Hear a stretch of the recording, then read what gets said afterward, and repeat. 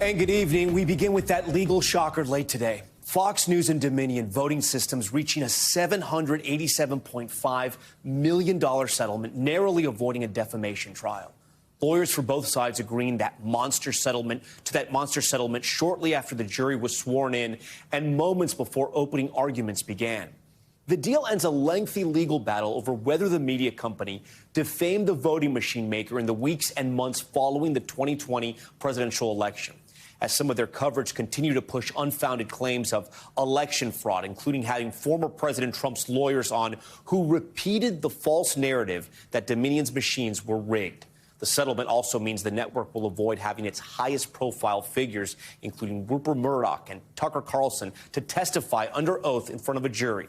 We'll speak to a lawyer for Dominion in just a few moments, but we begin tonight with Stephanie Gosk, who has been following it all for us. The parties have resolved their case. With those words, the landmark trial between Dominion and Fox News was over before it began. The 12-person jury, seated just this morning, was thanked for its service. Fox and Dominion legal teams thanked the court, and everyone walked out. Lies have consequences. Attorneys for Dominion then spoke to a sea of reporters outside. Today represents a ringing endorsement for truth and for democracy. As part of the settlement, Fox agreed to pay Dominion $787.5 million, just less than half of the $1.6 billion they were suing for. Fox has admitted to telling lies about Dominion that caused enormous damage to my company, our employees, and the customers that we serve. Nothing can ever make up for that. Dominion Voting Systems accused the network of defamation and promoting conspiracy theories about the 2020 presidential election. President Trump's lawyers were repeated guests on Fox, falsely claiming Dominion used its voting machines to rig the outcome. The machine ran an algorithm that shaved votes from Trump and awarded them to Biden. At the center of it all, Dominion Voting Systems. Are they the culprit here? Fox News releasing a statement acknowledging the court's rulings that certain claims about Dominion were false, adding it's hopeful the decision to resolve this dispute with Dominion amicably instead of the acrimony of a divisive trial allows the country to move forward. Today, reaction on the network. There were risks for both sides here. Fox obviously did not want to lose this case. Dominion would have had to prove actual malice. That's a high bar in any such case. But legal troubles aren't over for Fox News. It still faces another defamation lawsuit from voting technology company Smartmatic with similar allegations, suing for $2.7 billion. Fox has denied the allegations and called the alleged damages outrageous. All right, Stephanie Goss joins us live from outside the courthouse there in Delaware. Stephanie, just take us again inside that courtroom, how this all unfolded and what people were thinking. I mean, did you guys have a sense that this was about to settle? No, we didn't, Tom. We came in after a lunch break, and we were ready for opening statements. We were ready for a long afternoon of opening statements.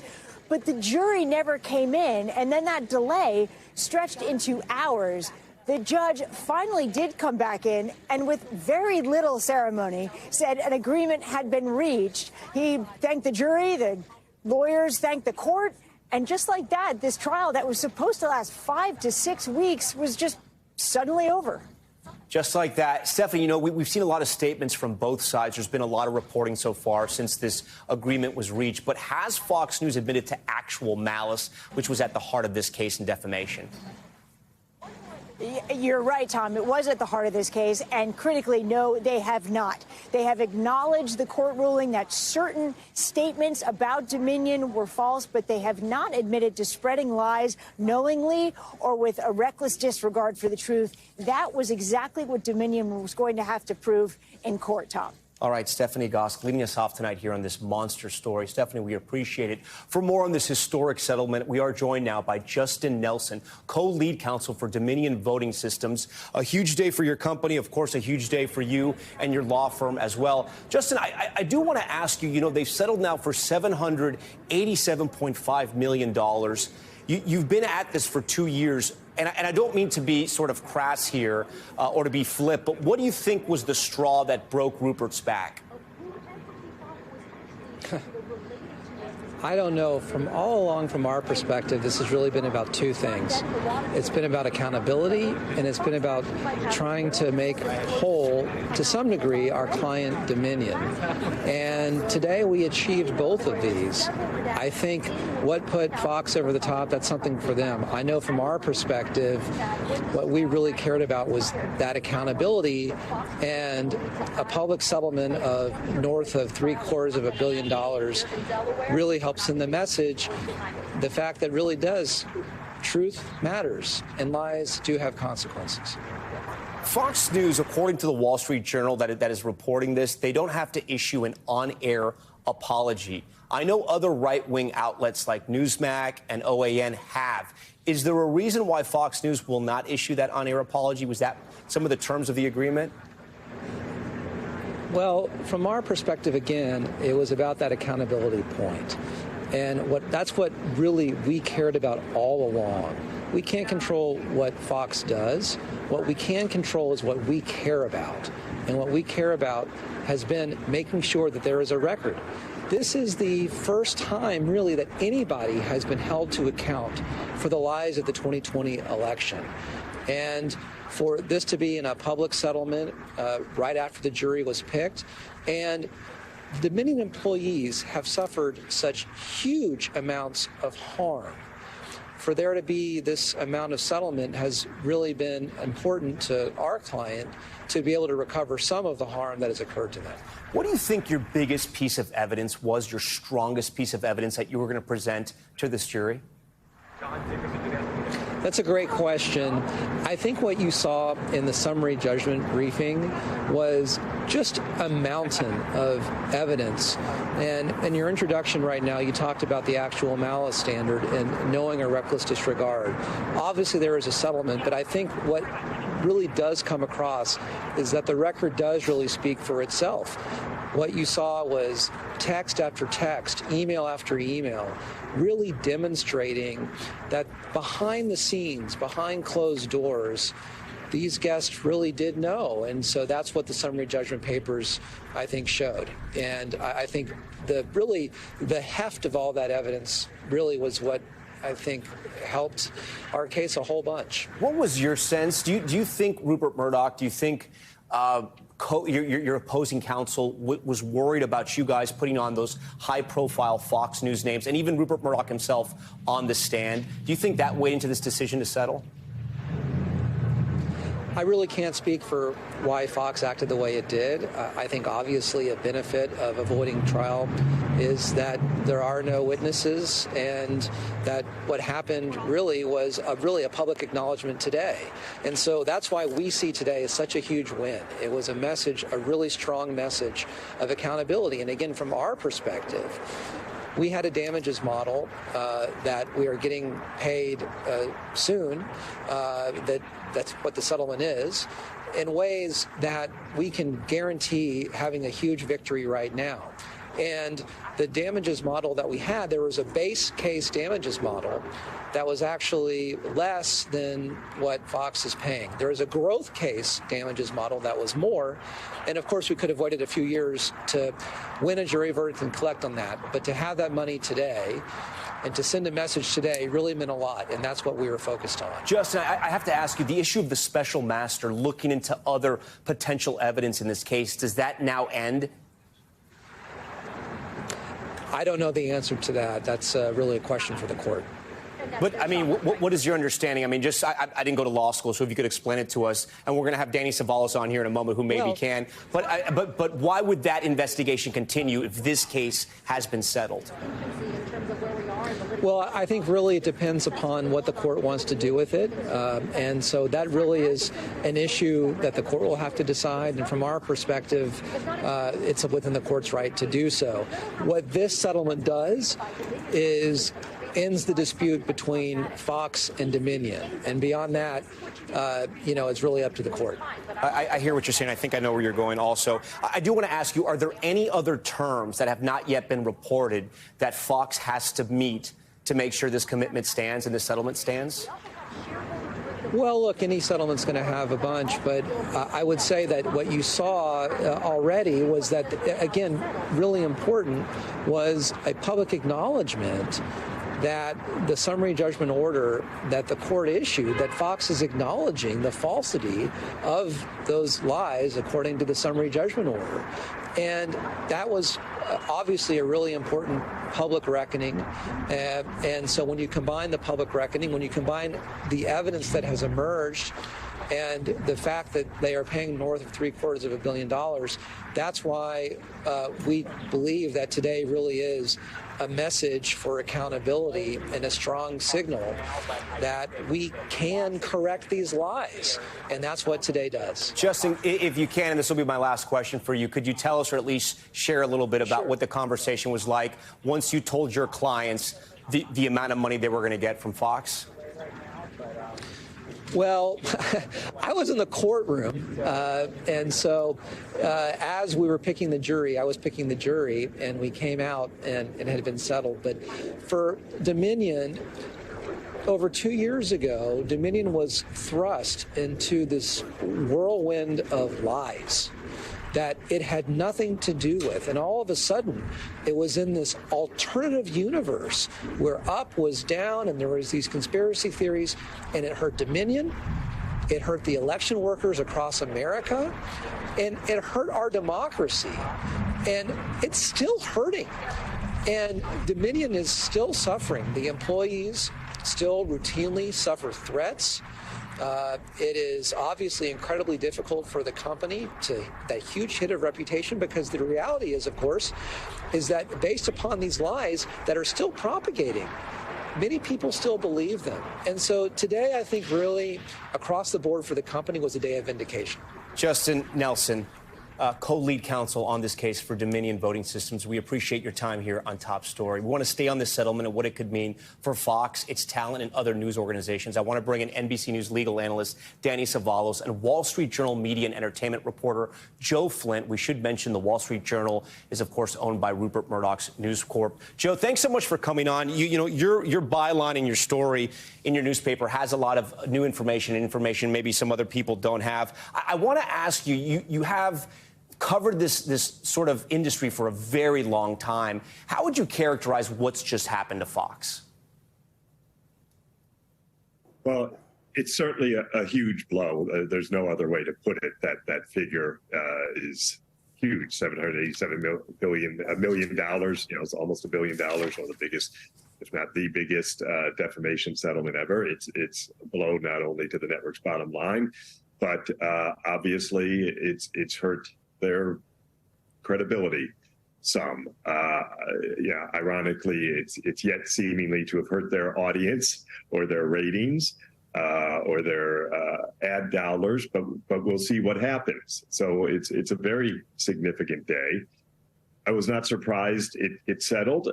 We had reported over the weekend that there was sort of a rush of last-minute settlement talks. Fox had wanted for a while to settle this, and I think Dominion was reluctant. And I think over the last few days there were some things that happened behind the scenes that led Dominion to also perhaps think there is no sure thing in a jury trial. Howie Kurtz, you had a clip of him from Fox saying the same thing. You just never know how things can turn out. So I think Dominion recognized that as well and felt that they could make their point and get a huge settlement. Joe, you know, I asked the Dominion lawyer this, but I want to ask you, since you cover the industry, what do you think was the final straw here? Do you think it was the prospect of people like Tucker Carlson, Sean Hannity, Maria Bartiromo, the biggest names at Fox News taking the stand along with their boss, Rupert Murdoch? Or do you think it was also the inclusion of this special master feature that was also going to dig and find even more embarrassing evidence potentially? I think it was a combination of all of the above. Certainly, Fox was reluctant to have not only its talent, but Rupert Murdoch and Lachlan Murdoch potentially taking the stand. And again, once people are on the stand, things are not in your control. And certainly the talent as well. That was going to be painful for the network to have to endure. So I think, they've been looking for a way to end this and not go there for quite a while. And finally, literally minutes away, they managed to get there. Danny, sometimes these settlements are done, we'll report the news, and we have no idea what the amount is. And yet the first thing we learned was the amount. What happened here? The short answer is it was negotiated. Everything about this settlement was negotiated, and it had a price.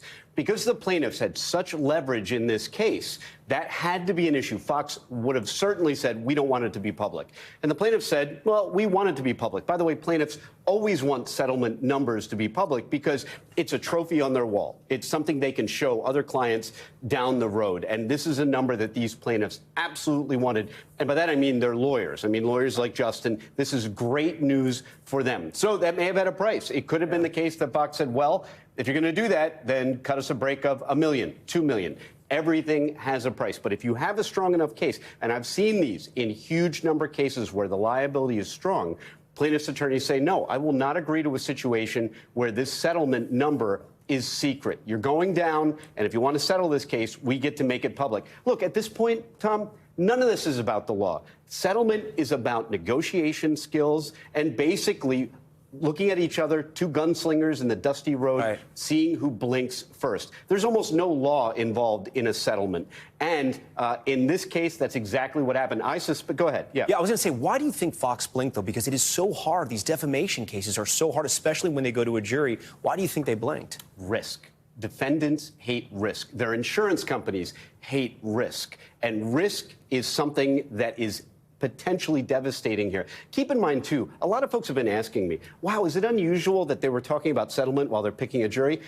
It's usual. It happens in almost every case, every one of my cases. Every civil litigator will tell you they prepare for trial as if they're certain they're going to trial, and almost every civil case ends up settling. You know why, Tom? Because the defendant can't handle the risk of getting hit with a verdict, and the plaintiff realizes that guaranteed money today is always better than maybe money down the road that gets caught up in appeals and maybe gets cut down by a judge. Everybody ultimately wants to settle. Joe, do we know how if insurance money is going to cover this, how that would work, and are they protected when they're sued for defamation and they settle? I mean, there is an insurance factor to this. I can't speak with any expertise as to their policy and how it operates and how much will be covered or not covered. But yes, I would just also go back to the other point that was just made. I think, Fox has been blinking for a long time. I think, obviously, it's someone who wins a $787.5 million settlement. You can't really say they blinked. Yeah. But Fox was blinking for a long time, and I think Dominion also finally realized, too, like, okay, we got a number we're happy with, and let's take the ball and go home. You know, Joe, it's interesting, and you know this, but people who watch Fox News, they love Fox News, they get all of their news from Fox News. And I set this question up that way because I want to know what you think the long-term effect is going to be on the Fox News audience. I want to read just one of the texts that came out. It was a bombshell text. It was from Tucker Carlson saying, please get her fired. It needs to stop immediately. Like tonight, it's measurably hurting the company, referring to a reporter fact-checking something that was incorrect on the air. Joe, will Fox News viewers care about this? Will they stop watching Fox News? I mean, we'll have to see. But right now, the numbers we've seen, that has not been the case. They have an incredibly loyal audience, and we can debate, and media experts can debate their content and what their content is, the effect their content is having on the world we live in. But in terms of their audience, we've seen little to no change. In fact, their numbers in the last quarter, their viewership was up. Yeah, Danny, this is not the end of Fox News. They still have the Smartmatic case. How does that case get impacted by this one? That's the problem. That's why I suspected at no point would Fox, they couldn't agree to publicly say we are or we did wrong, we are guilty of doing this, because if they did so, there are plenty of other plaintiffs who are circling and watching this litigation. It may be the end for Dominion, but it is not the end for Fox because of all of these other potential lawsuits. And just to add on to what you asked Dominion's lead counsel there, you talk about the special master. What he's probably thinking, and what I'll tell you that I think he's probably thinking is this. They may have appointed a special master to look at Fox's Discovery games they were playing, but that was 24 hours ago. And 24 hours ago, I cared about that. Now, I just won a $700 million settlement. I don't care if the special master has them picking up trash on the side of the highway. Do you think it continues, though, or do you think that... Sure, yeah, okay. But I mean, obviously, even to the special master, this is suddenly much less interesting whether or not Fox played Discovery games. But they should follow through with it, because this is the kind of thing that has to be policed, Tom. It happens all the time. Most of the time it goes unnoticed. When it is caught, it needs to be punished. And I'm talking about playing games with Discovery, if that's what happens. Joe, before you go, one of the last graphs of the story, you have a byline on with some of your colleagues. You guys write, any substantial damage payments or settlements could limit Fox's flexibility to make investments or engage in share buybacks. This obviously is going to hurt the bottom line. Do you think heads roll? Do we see on-air talent? Do we see behind-the-scenes managers get fired because of this? Or do you think Rupert Murdoch keeps everything steady? I mean, that's what we're all waiting to see, whether there'll be any further fallout inside the company. It's a huge settlement. Tomorrow we'll see more about how Wall Street reacts to it and what the analysts who follow the company say about it. In that story, you note, we do quote one person who follows the company saying it's certainly a bigger number than they were anticipating. So there certainly could be fallout to Fox Corporation strategically as they try to deal with this settlement and try to settle the next case, because they don't want that trial either. So I think they have to get through all of that before the debate or watching whether someone is sent packing because of how all this played out. Joe Flint, really appreciate you coming on. Danny Savalos, always the same. We thank you both for joining Top Story tonight. We turn now to our other major headline, a deadly parking garage collapse here in New York City. The video and the images are wild. We know at least one person has died. 5 others are injured. The financial district structure caving in, first responders struggling to access the unstable building. Citizen app video, you see it here, showing cars piled up on top of each other, the concrete buckling underneath. Rahima Ellis is there for us tonight. Rahima, what is the latest on the ground there? The images that are coming in are very scary. We know of at least just one person dead so far. Well, what I can tell you, Tom, is that this investigation is going on now, and it's probably going to go on for a long time tonight.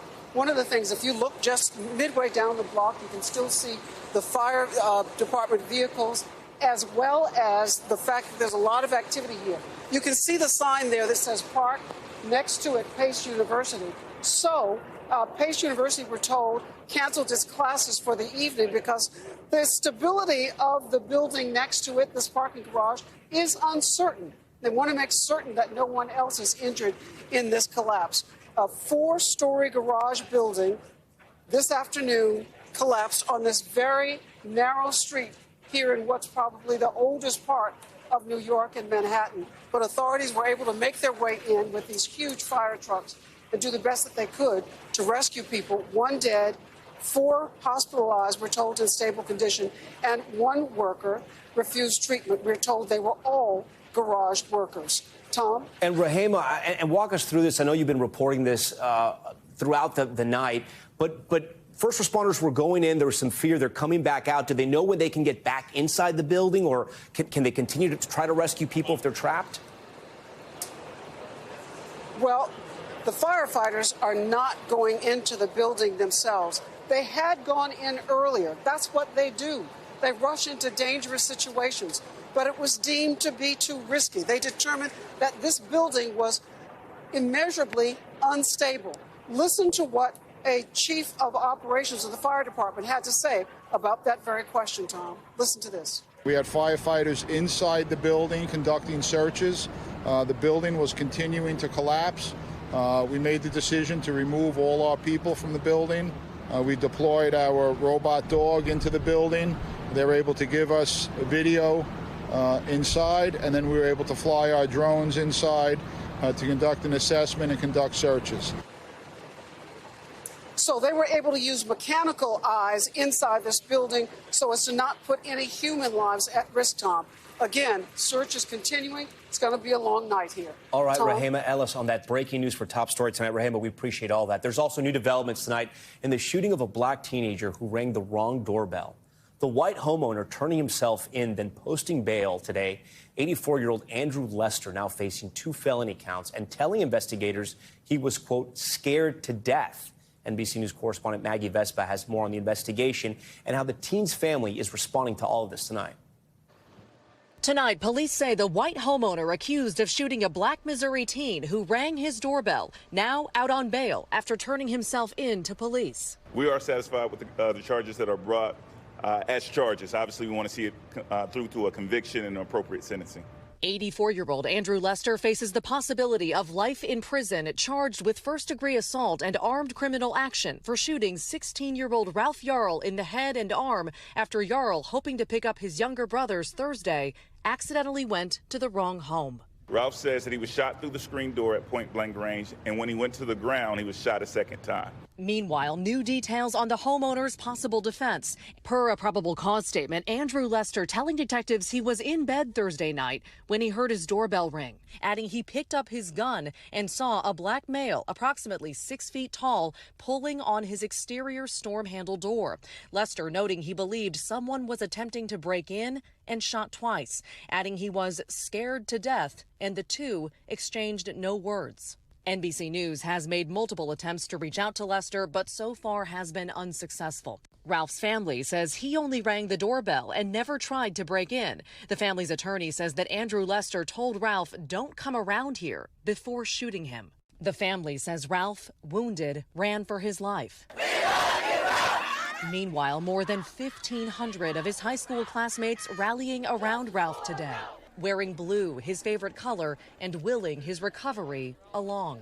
We support you, Ralph. We want to be there for you. We want to let you know that we stand with you. Maggie Vespa joins us now from Kansas City. And Maggie, I'm being told, yeah, we can see him right there, some of those demonstrators just behind you. Do we know any more about Ralph's recovery as you tell us about what's happening just behind you? Yeah, so Tom, just behind us, this is basically a march in support of Ralph. They just came from a couple of blocks down after hearing speeches from the family. And we're right in front of the police headquarters here, so they came down this street on purpose. We just heard chants about Black Lives Matter and say his name, Ralph Yarl. And right now, Ralph Yarl, we've heard from the family multiple times today, is recovering at home. Again, one of those bullets, he was shot in the head. It's a bullet in his brain. We're told he has a traumatic brain injury.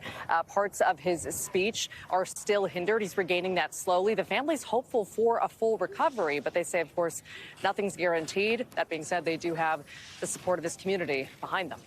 Tom? Maggie Vespa for us. Maggie, we appreciate it. There's also outrage tonight growing in Oklahoma after recordings of local officials talking about Hitman and lynching black people were released. Community members and the governor now calling for those officials, including a sheriff, to resign. Though the sheriff says these recordings were done illegally and were altered. Stephen Romo explains. Tonight, protests are growing in McCurtain County, Oklahoma, along with calls for Sheriff Kevin Clardy and 3 other local officials to resign. This comes after a newspaper released shocking sections of an audio recording which it says captures the officials making violent and racist comments. A warning, though, the language here is disturbing. It was back in the day when they when take a damn blackjack, whoop their ass and throw them in the cell, I'd run for sheriff. Yeah. Well, it's not like that no more. I know. We'll take them down here on Mud Creek and hang them up with the damn rope. Yeah. But you can't do that. The thing about it, they got more rights than we got. The McCurtain Gazette News reporter and publisher Bruce Willingham says he left a recording device in the commissioner's chambers on March 6th after he received a tip that officials were allegedly violating public meeting laws by conducting business after the meeting ended. In excerpts of the recording released, the officials, who allegedly include jail administrator Larry Hendricks, sheriff's office captain Alicia Manning, county commissioner Mark Jennings, along with the sheriff, appear to discuss hiring a hitman to target Willingham's son, Christopher, who is a fellow reporter. I've known 2 or 3 hitmen that were very quiet guys. Yeah. And would cut no mercy. Yeah, but here's the reality. If a hair on his wife's head, Chris Willingham's head, or any of those people that really were behind all that, if the hair on their head got touched by anybody, who would be the bad guys? The Willinghams, who have written articles critical of the county commissioners, also filed a lawsuit before releasing this disturbing excerpt. The audio clips released are portions and not the entire recording. It's not known if any context is missing here or if the clips were edited. NBC News has not independently verified these recordings. The following excerpt describes having holes in the ground ready. I know where two big deep holes are here. I got an excavator.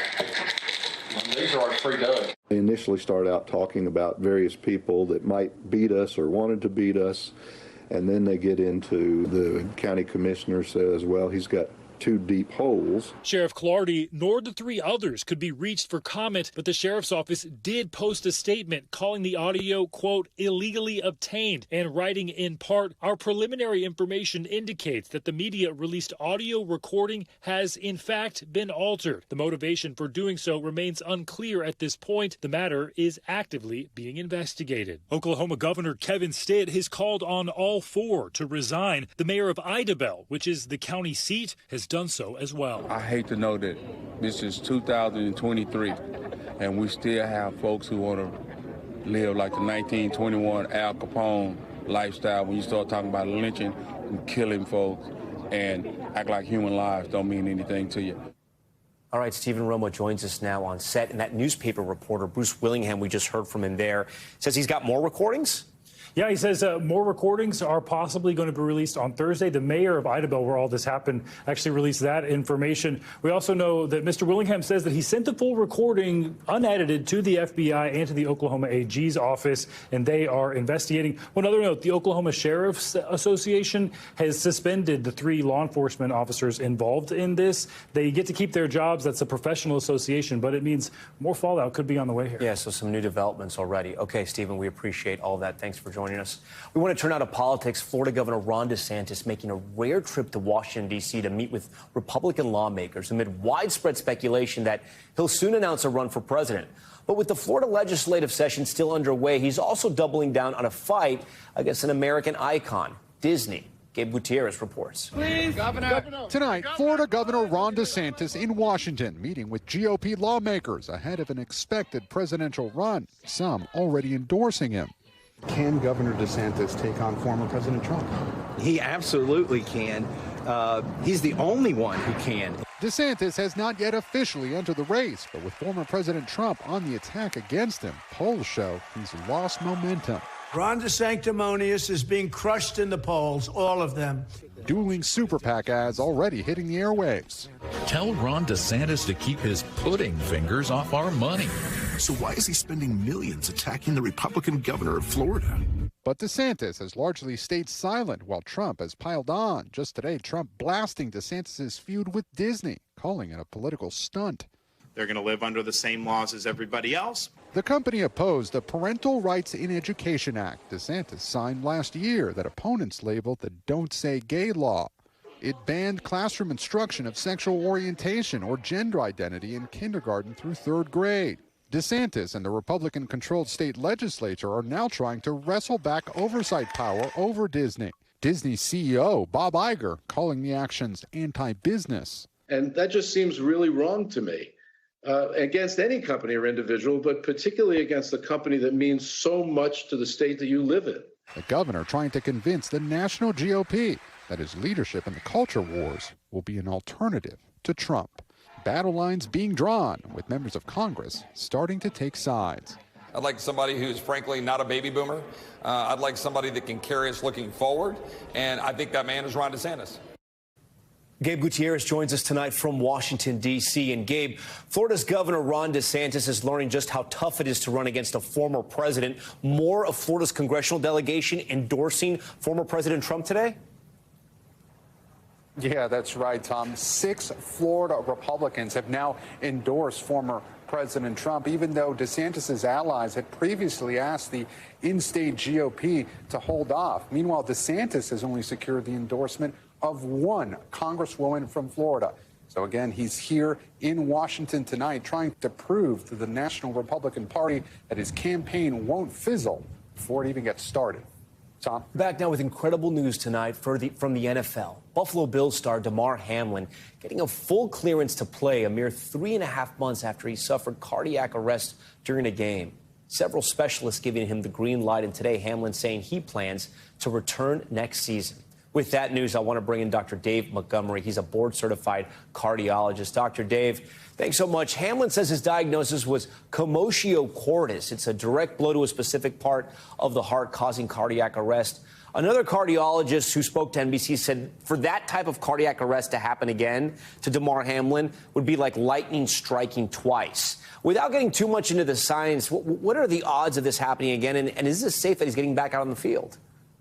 Yeah, thanks for having me on, by the way, Tom. So, it is ultra rare, right? This is the first time we're talking about this at all. And we've all been around to see a few, football seasons.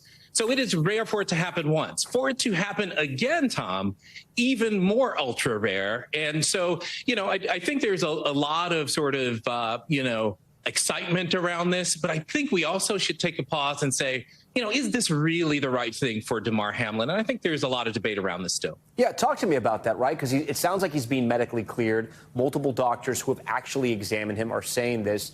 But you do raise caution, right? Because it was a scary moment for the NFL, the Buffalo Bills, the fan base. All of Damar's relatives and friends almost lost him because of a football game. So is it worth it to go back? Yeah, that is a really important question. And, Damar will say, I'm ready to go back. And let me tell you, as a football fan, I want to see this story unfold. I want to see, the power of the human spirit, all the love of millions across the world. I want to see that play out. But the scientist and the physician in me says, let's take a second here. And let's just sort of look at this, right? If this is commotio cordis, right, and there's debate, the impact that we were all talking about, well, it was a moderate impact, Tom. This wasn't a very serious impact that we see in some of the other forms of commotio cordis. And Dr. Dave, I don't mean to interrupt you, but explain real quick commotio cordis, as plain as possible to our viewers. Yeah, no. So the commotio cordis is when the heart arrests because of a blow right at the wrong time in the cardiac cycle, right as it's about to contract again. And it makes it very sort of, it's an irritable time. And then the heart stops after commotio cordis. And so that's the debate. We don't have an objective diagnostic tool to say, yes, Tom, this was commotio cordis. And so it's got to be sort of conjecture. With that being said, my recommendation to him would be, at the risk of sounding like a Debbie Downer, not to go back. Because if it were commotio cordis, it was just a moderate impact, right? A moderate impact caused that. I think if we allowed him to go back and anything close to this, Tom, were to occur, we would be really, really sad about it. Yeah, Dr. Montgomery, we appreciate your time here on Top Story. I also point out sometimes those shoulder pads, they don't ride all the way down. So there are chances of getting hit again. They're saying it's going to be very rare for it to happen. We're going to have to wait and see what happens. But I appreciate all of your honesty tonight here on Top Story. We appreciate it. When we come back, White House intruder. The Secret Service responding after an authorized person was spotted on the North Lawn heading towards the White House. Why authorities say, you guessed it, it was just child's play. That's next.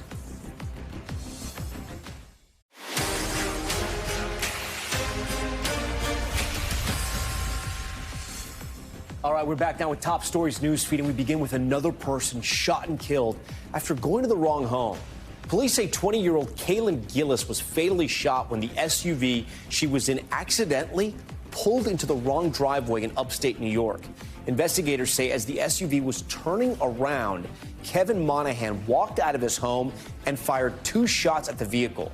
Gillis, who was in the passenger seat, later died. He is now charged with murder. An investigation tonight after children mistook drugs for candy at a Maryland elementary school. Police say a group of 7-year-olds found the container of blue items at the school in Rockville. A school nurse called 911 after the children began to feel dizzy. At least 3 were taken to the hospital but are okay. Police say a toxicology report suggests they took a stimulant like Adderall or MDMA. No word on where they came from. Secret Service agents capturing an unlikely intruder at the White House today. This photo captures agents carrying a toddler after he squeezed through the White House fence onto the North Lawn. The Secret Service reuniting the child with his parents and briefly questioning them before sending them on their way. And former President Trump, he's back on Instagram. Take a look at this. In his first post in more than 2 years, Trump sharing 2 new photos to the site promoting the sale of his digital trading cards. The illustration showing him with the Liberty Bell, another, you see it here, dressed as a superhero. The former president was banned from the platform following the January 6th insurrection in 2021. Instagram's parent company, Meta, reinstating him this January. All right, coming up, tequila and tacos. The younger generations picking Mexican food over Italian and Chinese. The seismic shift in how we dine out, and we'll show you how some restaurants are changing. Stay with us. Welcome back. It's Tuesday, and for some of you, that might mean it's Taco Tuesday. For others, maybe Tequila Tuesday. Clearly, for our producers, it is. And if you're noticing a pattern here, you're not alone. A new study shows we are all craving Mexican. Valerie Castro hit the hot spots to get to the bottom of this delicious and changing trend. Can I get 2 birria tacos? Tacos aren't just for Tuesdays anymore. There's nothing like a good old taco. In fact, Mexican food overall is quickly becoming the most preferred food in the country as more people reach for a bowl of chips and guac over spaghetti and meatballs. Italian food is great, but Mexican food is just like top notch. What is it about Mexican food? I think it's the consistency and also like the meat, how they prepare it with the spices. That's what I really like about it. A 2022 study by Data Central says cravings are changing by generation. Boomers and Gen X overwhelmingly prefer Italian food, with Chinese food in second place. But for millennials and Gen Z, the savory, spicy cuisine from south of the border is number 1. We asked consumers, what's your favorite cuisine? We started to notice this change. Mike Costio is one of the people behind the study. What do you attribute those changes to? It's just the changing demographics of the country as a whole, both who's, in the country and also, who we're friends with, who our neighbors are. It's a trend that's been building for decades, with salsa outselling ketchup and tortilla chips outselling potato chips in the United States, where currently the Hispanic population makes up the largest racial or ethnic minority in the country, with more than 62 million people. And the variety of Mexican and Latin flavors inspiring new restaurants like Calisa in New York City. What I would say about Mexican food, I don't think you can point to that many other types of cuisine that are genuinely fun. Owner Josh Leibowitz is admittedly not Mexican. I'm from Brooklyn. I know bagels. I know pizza. But wanted to make the space feel as authentic as possible, developing an intricate menu right from the source. I wanted someone who didn't just work in a Mexican kitchen or studied the culture. I wanted someone who literally grew up in it. Culinary director Daniel Mendoza hails from Mexico City. Lo que me ha sentido orgulloso no es la comida, sino nuestra cultura y nuestra música. Nuestra música, nuestra cultura y la comida hace la mejor experiencia, yo creo que, del mundo. Besides the food, it's what's behind the bar that's also creating a buzz. Serving up another growing favorite, tequila. The mainstay on every Mexican menu, poured out as that classic concoction, the margarita. One study says tequila will soon surpass vodka as the #1 selling spirit in the country, while margaritas are the most popular cocktail. Whether it's a delicious drink or a tasty dish, authenticity is the main ingredient, found in a restaurant or in the back of a taco truck. And everything is really popular because it's delicious. As consumers look to expand the kind of Mexican food they're trying out. So now there's a lot more interest in, I'd like to go to a Oaxacan restaurant. I'd like to go to a Yucatecan restaurant where chefs working within those, particular regions. You can see, and usually people say every night to us, like, oh, that's amazing, that's delicious. That makes us really happy. All right, Valerie Castro joins us now in studio. I'm also a big fan of mezcal. But here's the thing, pizza, it's just so easy to make and so cheap, and it's so easy to deliver. It's going to be hard for Mexican food to overtake that, but it's happening, right, little by little. Right, and pizza is not going anywhere. Don't be fooled. It is still the #1 delivery food item, and Italian food is still the most popular cuisine overall. Americans, according to the study, 82% of them prefer Italian food, but it's when you break it down by generation that you start to see those shifts. All right, Valerie, we thank you so much for that. And we thank you for watching Top Story tonight. I'm Tom Llamas in New York. Stay right there. More news on the way. Thanks for watching our YouTube channel. Follow today's top stories and breaking news by downloading the NBC News app.